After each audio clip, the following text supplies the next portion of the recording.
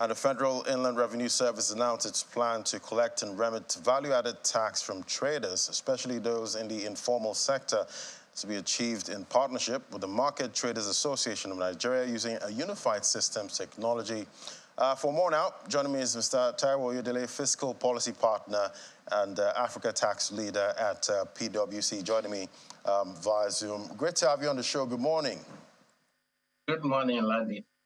So this is what experts have clamored for the longest time now, and it's here now, and it definitely would need some, understanding to know how it's going to work, because we know most of the time these traders have pay illegal, taxes to some non-state, actors. So what happens now that the federal government is going to be collecting most of the VAT from these traders? Yeah, thank you very much. I think the starting point is just to remind everyone that the VAT law has always been in place since 1993. So this is not a new law.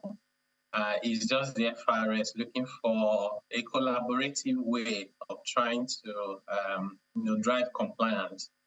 Because the tax authorities, by the way, they have the power of the law, they can enforce it. But I also like the idea of entering into a partnership so that it is, it's collaborative. So what they are trying to do is to go to traders to say, you have VAT obligations, and I'll try and clarify instances where that will be applicable and where it will not.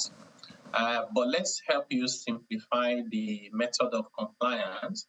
And as part of the sweetener, or you can call it the carrot, government is saying it will help you to ward off the people who extort money from you. We call them informal taxes, but to be honest, they are not taxes. They're just tout harassing traders who are doing their legitimate businesses and taking money from them for which they receive no benefit and no fiscal exchange whatsoever.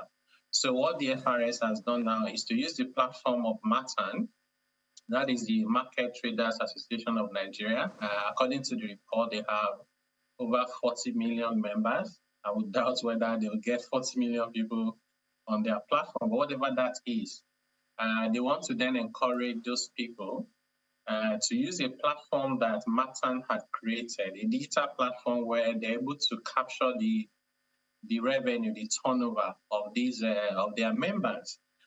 So bear in mind that this kind of businesses, majority of them will not have the capacity to keep records. So you can't ask for a lot more than just their turnover, which every business would know.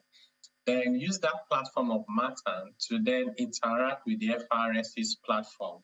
Now, it's important to note that the Finance Act, a couple of years ago, had provided an exemption threshold such that if your annual sales is not more than 25 million naira in a year, you don't have to pay VAT on your sales, whether that is goods or services, whatever it is that you're doing, and your turnover is less than 25 million, you're completely exempted from charging VAT and remitting it to the FRS.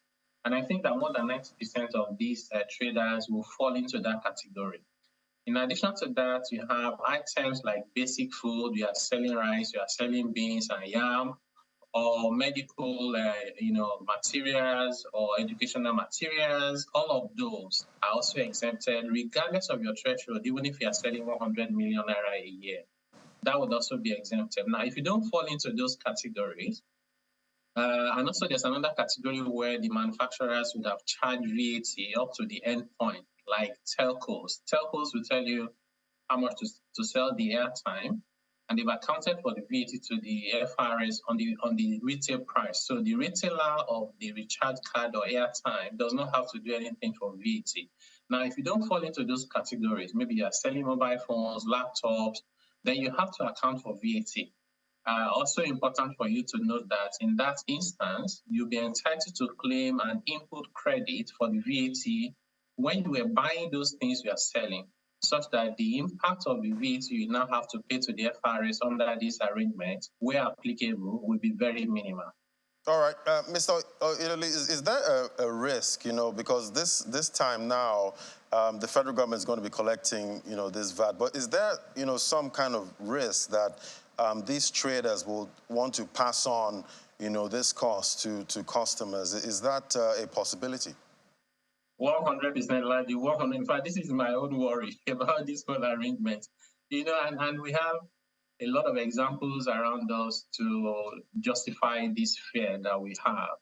And the most obvious one is the subsidy removal on petrol.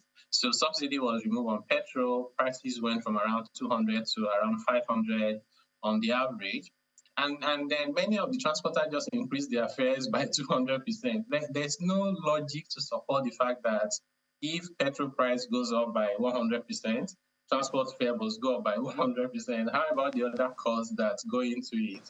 So people generally can exploit any opportunities like these to do whatever they want to do and blame it on the arrangement they've signed with the FRS. Based on my own analysis, if your margin, so like I've said, more than 90% of the traders will not have to charge VAT at all, so nothing will change. For those who have to charge VAT, if your margin, that is the profit you make, is about 10%, right? You buy something for 100,000, you sell for around 110,000 thereabout. You're only charging 7.5% VAT on the 10,000 profit. So 7.5% of 10,000 is going to give you less than even 1,000. So which means for that thing you are selling for 110,000, just add an extra 1,000 and you'll be fine. So these amounts will be negligible if the traders are well educated about how this should work out and they do not take advantage of the people in the process. Then the impact will be negligible, if at all applicable, which will not be the case for most of the items. If you're buying food, there'll be no impact. You're buying notebook for primary schools, there'll be no impact. You're buying medical items, no impact. You're buying fertilizers, no impact. The vast majority of things you buy will have zero impact. Right, I guess the traders need a lot of education and even customers too, and everyone should know their rights when it comes to this, getting the informal sector into the tax net. Thank you so much, Mr. Taiwo. You're the Fiscal Policy Partner and Africa Tax Leader, PwC. Thank you so much for coming today. Thank you.